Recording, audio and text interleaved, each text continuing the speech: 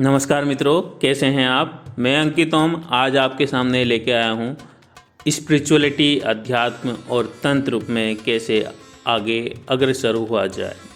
तो आज का व्याख्यान इसी टॉपिक के ऊपर है। सबसे पहले तो आपकी दिनचर्या कैसी है, आप अध्यात्म में कितना कुछ करना चाहते हैं। एक चीज़ हमेशा ध्यान रखिएगा, कभी भी स्पिरिचुअलिटी में जब भी आगे बढ़ते हैं तो इसलिए ना बढ़े कि लाइफ में कुछ नहीं हो रहा है, दुख के कारण ना बढ़े। जब आपको लगे कि आप सेटिस्फेक्शन है आपके अंदर, तब अगर आप आगे बढ़ते हैं तो आपकी स्पिरिचुअली जो ग्रोथ है बहुत हाई लेवल पे होती है। लेकिन फिर भी आप जैसे भी मोड़ पे होते हैं वो तो ईश्वर निर्धारित करते हैं आपका समय क्या है। दशा गोचर कुंडली के अकॉर्डिंग वो देखा जाता है, उसके अनुसार आप इस मार्ग में आगे बढ़ पाते हैं। वो ईश्वर की कृपा से ही हो पाता है। तंत्र में आगे बढ़ने के लिए आपको मंत्र का, यंत्र का सहारा लेना पड़ता है। अगर आपके गुरु नहीं हैं तो फिर तो आपको कुछ ऐसी साधनाएं हैं जिनके माध्यम से आप कोई सी भी साधना भविष्य में कर सकते हैं। सबसे पहले शास्त्रों में जो साधनाएं बताई गई हैं करने वाली बिना गुरु के, वो बताई गई हैं गणेश साधना।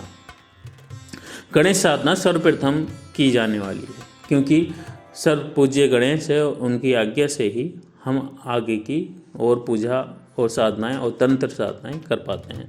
तो गणेश साधना सबसे पहले की जाती है।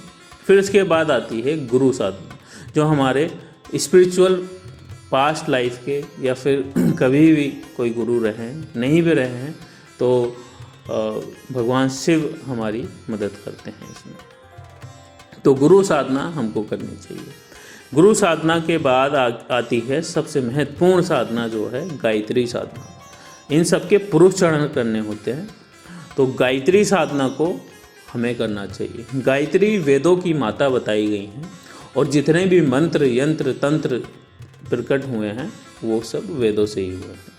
तो गायत्री साधना करनी चाहिए। गायत्री माँ आपको फिर आगे की साधनाओं में हेल्प करेंगी, जितने भी आप साधनाएं करेंगे। ये 3 साधना सबसे महत्वपूर्ण बताई गई। और जीवन में एक साधना और महत्वपूर्ण है, क्योंकि हमें ज्ञान तो मिल चुका है, सब चीज़ हो गई है, लेकिन धन भी आना चाहिए। इसके बाद आती है श्री सूक्तम साधना, जो महालक्ष्मी की साधना बताई गई है। तो ये 4 साधनाएं सबसे महत्वपूर्ण हैं, जो एक साधक को सबसे सर्वप्रथम करनी चाहिए।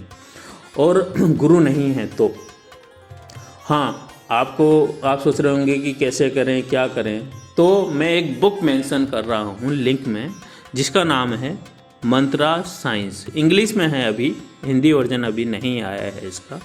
ये बाय ओम स्वामी हैं, जो बहुत बड़े संत हैं, वो मेरे भी गुरु हैं, तो उनकी बुक है। तो आप इसको पढ़ सकते हैं। इसमें पूरा डिटेलिंग से आपको कैसे बिना गुरु के साधनाएं करनी चाहिए उसके बारे में आपको डिटेल से मिल जाएगा।